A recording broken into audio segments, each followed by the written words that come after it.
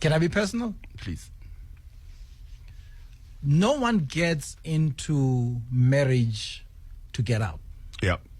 Because even when you stand there, you say, till death, I'm going to fight for this. I'm going to fight for this. You failed. Dismally.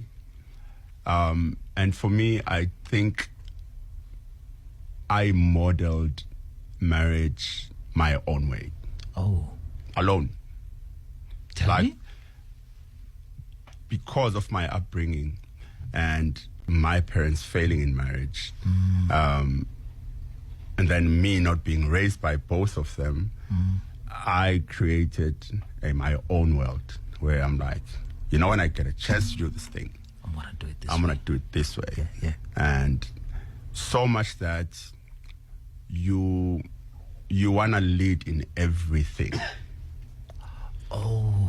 You want to cover everything. You want to be the driver of this thing. And so much that you forget that there's someone next to you who also has holds the map. That's right. You Because know, the journey for two. Yeah. So you're a driver, there's a navigator. That's right. And both of you are important. And vice versa. Yeah. So every time I would make a move that I thought was big for us, and it wasn't received like that, a part of me was dying. Oh. Because I'm like, trust me, I know how this thing is going to work. Trust me. Yeah. Let me take this thing forward. Instead of trust us. Yeah. So, and every time I was talking to you off air about one day, I bought my ex a very fancy car. Yeah. And the response wasn't what I expected. She wasn't as excited as you expected it. Yeah. And it was like, for me, especially at the time, it was like a super fancy car. And I expected even beyond for you. I expected it to even cry. Yeah. Yeah. She was like, oh, nice, thank you. And it sat with me heavily for a long time. As someone who was not appreciating. But what's the lesson there? Sometimes we are ahead, and there's things we wish for people, there's things they wish for themselves, and we make a mistake of imposing our wishes on them. Ooh, come on now. So it's like me saying I want to go to the moon. The moon is always known as the place where, take you to the moon. That's right. And then I take my partner to the moon. And I'm like, we are at the moon. And she's like, okay, I want to go back home.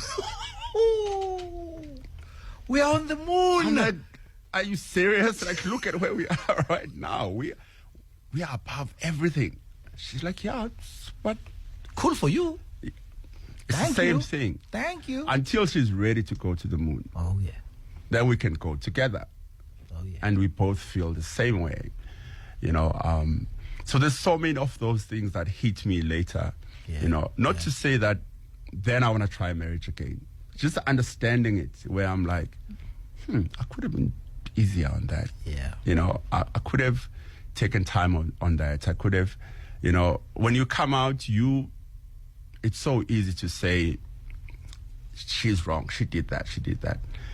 But if you're going to sit and be honest with yourself, right. You're going to find a lot of loopholes in the things that you've also done. That's right.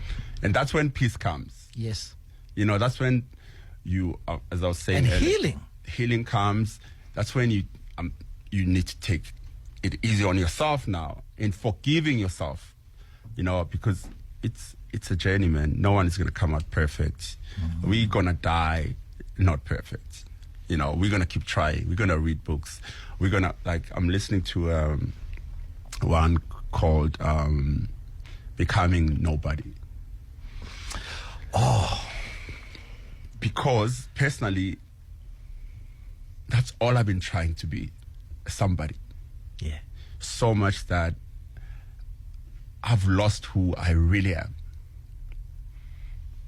am. Because somebody gets invited in certain tables. Somebody gets seen a certain way. Somebody gets seen. Most of us, I mean, as black people, we are not seen. Yeah. So you work so hard to be seen, to be known, to live in a certain neighborhood, so you can be neighbors with certain people, so they can see you and acknowledge your existence. So much that you lose the essence of you.